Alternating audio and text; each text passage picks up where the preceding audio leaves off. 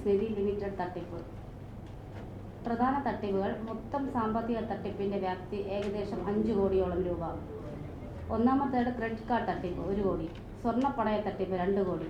പലിശ നിരക്ക് 36%, 45%, 56%. 1 മാസത്തെ sale agreement.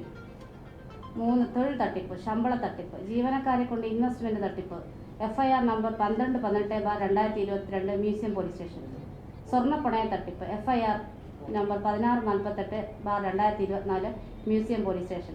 FIR number 879/2025, 880/2025 museum police station. Loopers Nidhi limited customers പണയമായി നൽകിയ മൊത്തം സ്വർണവും നഷ്ടപ്പെട്ടു പോയോ ഇല്ലയോ എന്ന് പരിശോധിക്കുക.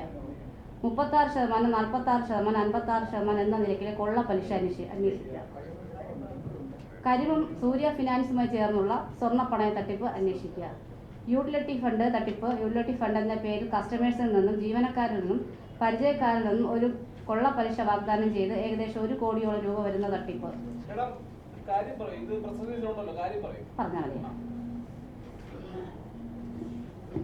ഈ Loopers Nidhi limited MD Prateesh Nair, sales manager Prashanth, HR manager Hind Liyahath Ali.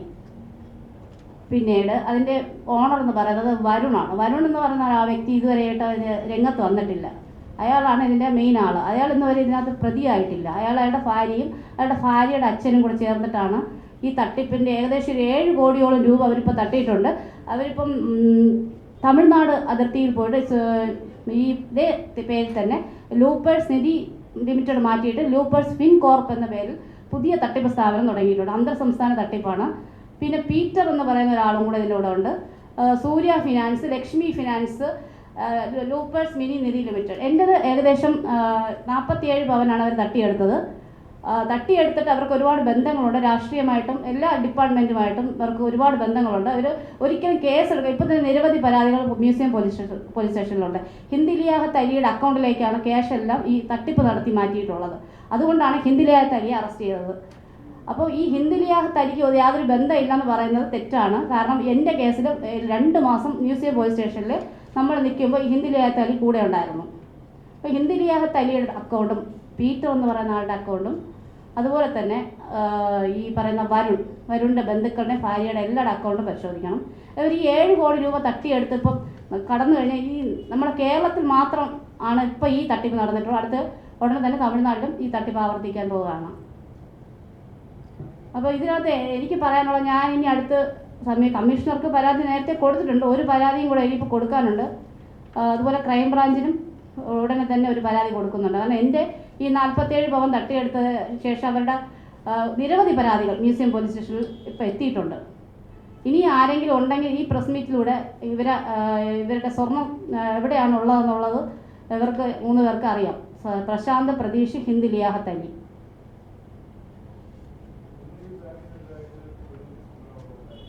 ഉണ്ടായി. എൻ്റെ FIR ഇട്ട് 1648/2024. HR മാനേജറാണ്. പക്ഷേ HR മാനേജർ എന്തുകൊണ്ടാണ് ഞാൻ എൻ്റെ പരാതിയിൽ മ്യൂസിയം പോലീസ് നിൽക്കുമ്പോൾ ഇവർ എല്ലാ ദിവസവും അവിടെ വരുന്നത് ഇവരുടെ കൂടെ.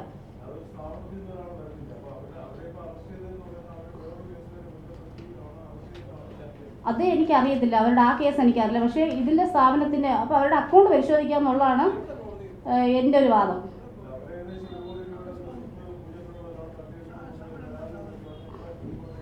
ഞാൻ ഈ ഹിന്ദ് ലിയാഹത്ത് അലിയെ അറസ്റ്റ് ചെയ്യുന്നതിന് 3 ദിവസം മുമ്പ് മ്യൂസിയം പോലീസിന് പരാതി നൽകിയിട്ടുണ്ടായിരുന്നു. കാരണം ഇവർ മുൻകൂർ ജാമ്യം എടുത്തിട്ടുണ്ടായിരുന്നു. അതിനകത്ത് പ്രശാന്തനും പ്രതീഷിനും ഇവർ ഹിന്ദ് ലിയാഹത്ത് അലിയും പ്രതീഷ് നായരും അഫയറുണ്ട്. അപ്പോൾ ഇവർ 2 പേരും കൂടി മാലിയിൽ പോകുന്നു എന്നൊരു എനിക്കൊരു അറിവ് കിട്ടിയതിൻ്റെ അടിസ്ഥാനത്തിൽ ഞാനൊരു പരാതി കൊടുത്തിട്ട് പ്രതീഷിൻ്റെയും പ്രശാന്തിൻ്റെയും പാസ്പോർട്ട് പിടിച്ചു വെക്കണമെന്നും ഇവർ നാട് വിടാൻ പാടില്ല എന്നൊരു പരാതി കൊടുത്തിരുന്നു. അതിനുശേഷമാണ് ഇവർ അറസ്റ്റ് ചെയ്തത്. ഞാൻ ഒരു കേസ് കൊടുത്ത സമയത്ത് 2 മാസത്തോളം ഞാൻ കയറി ഇറങ്ങിയിട്ട് FIR ഇട്ടു. FIR ഇട്ടിട്ട് ഒരാഴ്ച കഴിഞ്ഞിട്ട് മൊഴി എടുത്തിട്ട് ഒരാഴ്ച കഴിഞ്ഞിട്ട് കേസ് എടുക്കുന്നില്ല. അതെന്താണ് കാര്യം എന്ന് എനിക്കറിയത്തില്ല. ഞാൻ എല്ലാ ദിവസവും മൊഴിയെടുത്ത് അങ്ങനെ മാറ്റി വയ്ക്കാൻ പറ്റില്ല. FIR രജിസ്റ്റർ ചെയ്യണമെന്ന് പറഞ്ഞു പോകും എല്ലാ ദിവസവും. അവസാനത്തെ നിമിഷമാണ് FIR ഇട്ട് FIR-ൻ്റെ 3-ൻ്റെ അന്ന് മുൻകൂർ ജാമ്യം എടുത്തു. ഇത് വെള്ളയമ്പലം.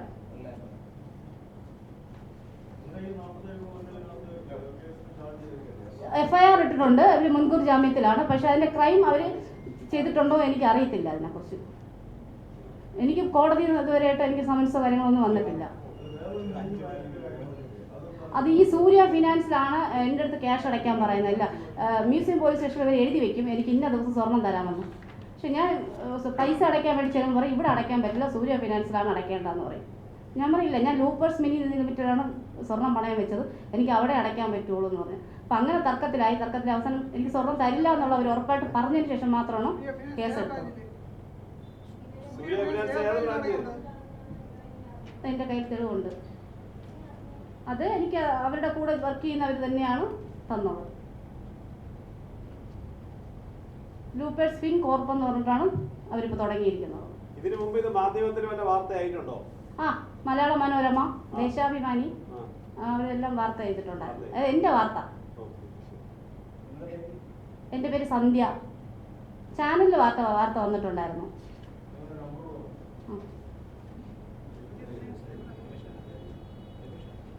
നിങ്ങളുടെ നമ്പർ ഒന്ന് പറയൂ. 9895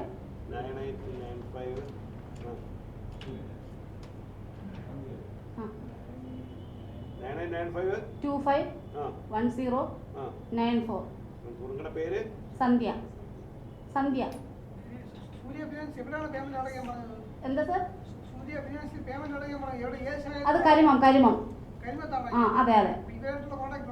അവർ എൻ്റെ സ്വർണ്ണം അവിടെയാണ് വെച്ചതെന്നാണ് അവർ പറയുന്നത്. ഞാൻ ലൂപ്പേഴ്സ് വെച്ചു, അവർ മറുപണയം വെച്ചെന്നാണ് പറയുന്നത്. വെച്ചു എന്നാണ് അവർ പറയുന്നത്. ഞാൻ പോയില്ല, കാരണം എനിക്ക് പോകാൻ പറ്റില്ല. കാരണം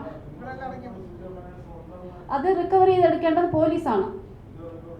ഇല്ല, അതുപോലെ എൻ്റെ കേസ് FIR ഇട്ട് അവർ മുൻകൂർ ജാമ്യം എടുത്ത് നിൽക്കുകയാണ്. എനിക്ക് അതിനുശേഷം എനിക്ക് അതിനകത്ത് എനിക്ക് ഒരു തീരുമാനം അറിയാൻ കഴിഞ്ഞിട്ടില്ല. ഞാനിപ്പോൾ ഒരു വിവരാവകാശം കൊടുത്തിട്ടുണ്ട്. എൻ്റെ കേസിൻ്റെ ഇതെവിടെ വരെ ആയി എന്ന് പറഞ്ഞിട്ടൊരു വിവരാവകാശം ഇട്ടിട്ടുണ്ട്. ഇപ്പം ഞാൻ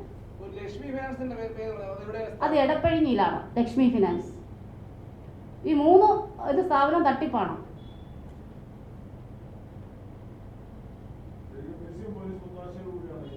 അതെ, പക്ഷേ ഇവിടുത്തെ SI നല്ല ആളാണ്. ഞാൻ ഇപ്പോൾ പുതിയതായിട്ട് വന്ന ബിബിൻ എന്ന് പറഞ്ഞ ആളാണ് ഞാൻ കൊടുത്ത പരാതിയുമായി ഇവരെ 3 പേരെ അറസ്റ്റ് ചെയ്തത്. പുള്ളിയുടെ അടുത്ത് ഞാൻ കാര്യം പറഞ്ഞു, സാർ എനിക്ക് നീതി വേണമെന്ന് പറഞ്ഞു. അപ്പോൾ പറഞ്ഞ് അന്വേഷിച്ചിട്ട് നടപടി എടുക്കും എന്ന് എനിക്ക് ഉറപ്പ് തന്നിരുന്നു. ഹിന്ദി ലേഖത്തിൽ അറസ്റ്റ് ചെയ്ത് എൻ്റെ പരാതി കൊടുത്ത് 3 ദിവസം കഴിഞ്ഞിട്ടാണ്. പക്ഷെ ഹിന്ദി അതെ റിമാൻഡിലാക്കി. അവരിപ്പോൾ 3 പേരും ജാമ്യത്തിൽ ഇറങ്ങിയിട്ടുണ്ട്. എൻ്റെ സ്വർണം കിട്ടിയിട്ടില്ല ഈ നിമിഷം വരെ. അതിന് അതിനകത്ത് 3 പേരുടെ FIR ഇട്ടിട്ടുണ്ട്. ഒരു അനൂപ്, ഒരു സന്തോഷ്. ഇവർക്കും സ്വർണം നഷ്ടപ്പെട്ടതാണ്. ഇല്ല, ഇപ്പം അടച്ചിരിക്കുകയാണ് സാർ. ഇത് ഒരു വെഡ്ഡിങ് ഗോൾഡാണ് ഞാൻ വാങ്ങിച്ച. ഈ 47 പവൻ പണയം വെച്ചിട്ടുള്ളൂ. ഈ സ്വർണം എനിക്ക് കിട്ടിയേ പറ്റൂ, ഇല്ലെങ്കിൽ നമ്മൾ ആത്മഹത്യ ചെയ്യേണ്ട ഒരു അവസ്ഥയിലാണ്. അതെ സാർ, അതെ. അവർ ഒരു ദിവസം മാത്രം ഉപയോഗിച്ച് സ്വർണ്ണമാണത്. എനിക്കത് തിരിച്ചു കൊടുക്കാനുള്ള അതാണ് ഇതിൻ്റെ പുറകെ തന്നെ ഞാൻ നിൽക്കുന്നത്. എനിക്കിപ്പോൾ ഒരു നീതി വേണം സാർ. ഞാൻ എല്ലായിടത്തും പോകുന്നുണ്ട്, പക്ഷേ എനിക്ക് നീതി കിട്ടുന്നില്ല. ഇവർക്ക് ഒരുപാട് ബന്ധങ്ങളുണ്ട്. ഇപ്പോൾ ഇവർ അറസ്റ്റ് ചെയ്ത് 22 ദിവസം കഴിഞ്ഞ് ഇവർ എല്ലാവരും ജയിലിൽ നിന്ന് ഇറങ്ങിയിട്ടുണ്ട്. ഇപ്പോൾ പറയുന്നത് വെച്ച് കഴിഞ്ഞാൽ എനിക്ക് ഇനി ഞാൻ ജയിലിൽ കിടന്നില്ല, ഇനി തന്നില്ലെങ്കിൽ എന്ത് ചെയ്യാൻ പറ്റുമെന്നൊക്കെയാണ് അവർ പ്രതീക്ഷ നായർ പറയുന്നത്.